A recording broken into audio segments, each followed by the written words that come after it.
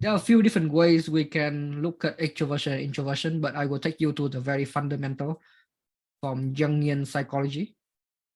And I would show you a few other uh, definitions from a few other authors. So Carl Jung was probably the first to differentiate and make the contrasting between two different worlds. First, we have the objective outer world of people, objects, common shared knowledge and ideas. Even ideas, I mean, if the idea is something like a common sense, something that is shared by a lot of people, by the public, that still belong to the domain of the outside world. Then you have the subjective inner world of thoughts, memory, your own subjective thought processes.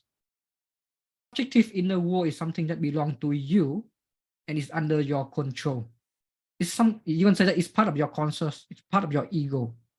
While the objective outer world is something that you feel is objective, you don't have influence or control directly over them. They are not part of who you are. So a simple example here is that, from the same picture from the same scenery of the Waterloo Bridge. This one is the Waterloo Bridge in UK. The same photograph, you can have 3 different artists draw 3 different paintings. So the paintings are an example of the subjective inner worlds. And to the artist is more important. And that's why a lot of artists, I would say, they are introverts. They like to prioritize, they like to place a lot of importance on how they perceive, how that. So that is the first distinction that we need to keep in mind, the 2 different worlds. So what does that mean? That means, so it's more than just energy, it's about attitude. It's your attitude towards one of these 2 worlds will decide your type. Extroverts tend to want to adapt. They want to orientate themselves to the outside world of people and feedback and objects. So, I mean, everyone use both introversion and extroversion to make decisions. Everyone have to take in feedback. Everyone have to reflect.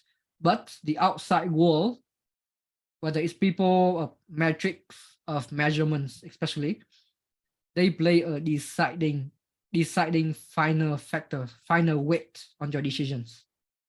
And if you start to notice, once you start to grasp this difference, it becomes very glaring, the differences between people.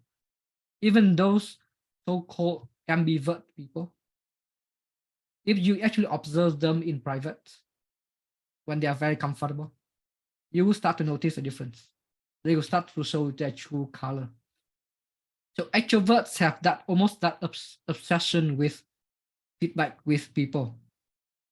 It can be any objective factor like people, rules, sensations, common belief, common ideas.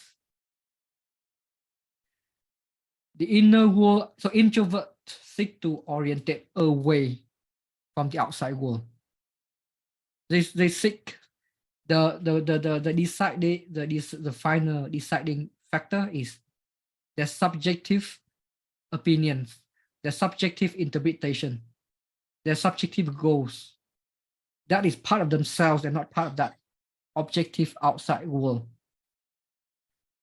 Everyone can say, oh, this is a very nice bridge. This is a beautiful bridge.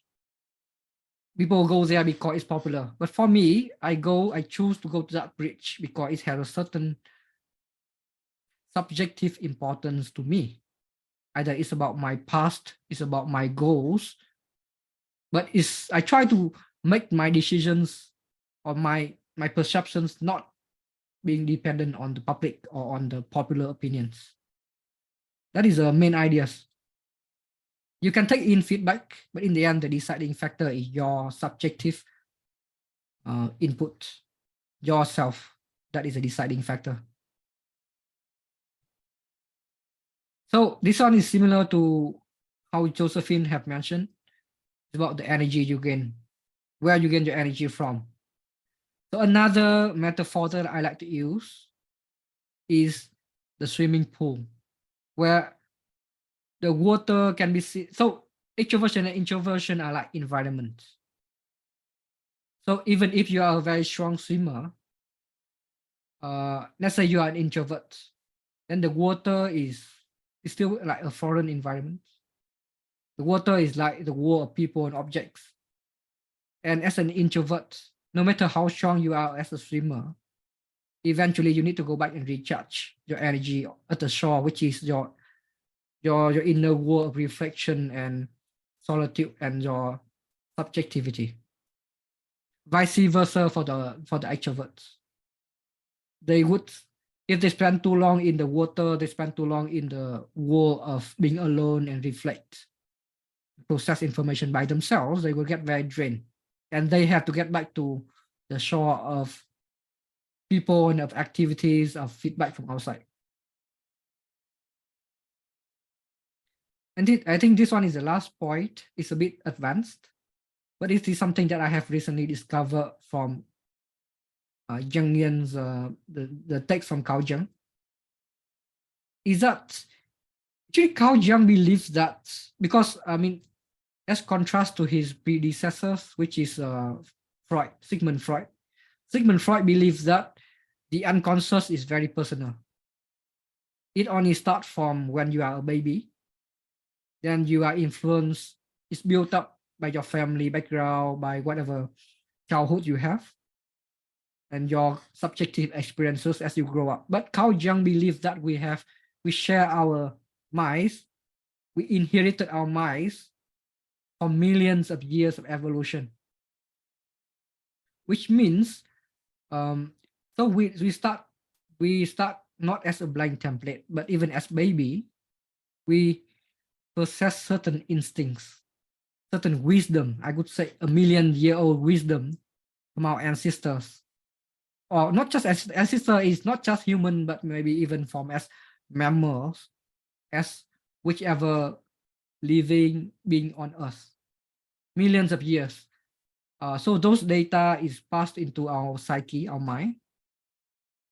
So the point is that introverts are actually one of the most, are the people who are most in touch with this wisdom. Extroverts are better, when you look at this picture, for example, extroverts are better at adapting themselves to the current environment. They are better at getting external feedback so that they can adjust themselves, whether it's about, like in this current environment, a lot of people there's a lot of emphasis on capitalism, being capitalistic, achieving whatever capitalistic dream you have, about money, about getting financial freedom. Is about I would say it's quite a individualistic society nowadays. The point is that whether society come and go, society change and adapt, there is certain laws of nature, certain rules that would never change. And that is that wisdom that introversion tend to give us. And so introverts, beside basing their decisions and their perception a lot on their subjective personal factors, it's important to keep in mind that these personalized, these subjective factors is actually technically not very subjective, because it does come from a common root, common experiences that have been condensed to millions of years of consciousness. They may become unconscious now to us, but it's actually very much alive. And introversion is the key to unlock this wisdom from the past. Does that make sense? So from a neuroscience point of view, there have been recent research and proof that there are different in the brains of extrovert and introverts. Extroverts have one, a shorter neural pathway when it comes to processing external information, so they can processing a lot faster. Second, the thinking part and the talking part kind of wired together. So to them, talking help them, interacting help them to think better. Meanwhile, introverts, they take longer, more energy to process information in a more deeply, more authentically. So they can't handle the same pace of informational input as extroverts. They will get overloaded. So they need a slower pace to process things, and their talking and thinking part are kind of further apart, so they can do that internal thinking for a long stretch period of time without getting tired. And they can identify extrovert maybe as young as 3 years old, and introvert is about 30 to 50% of the population. So some of the theory that I think about of what are the advantage of evolutionary advantage. Some theory that can give it a more big picture point of view is energy conservation. So if you see in the animal kingdoms, there's some animals that live more in a bigger group, and they survive and thrive using a big group. And there are animals that thrive in a more solitary kind of environment. So as human, I think we are quite in between. We both need our own, we can both be both individualistic, and yet we still have to be working together. So, but from an energy conservation, even within, different species aside, even there people notice differences within the same species. Now you look at your pets, cats.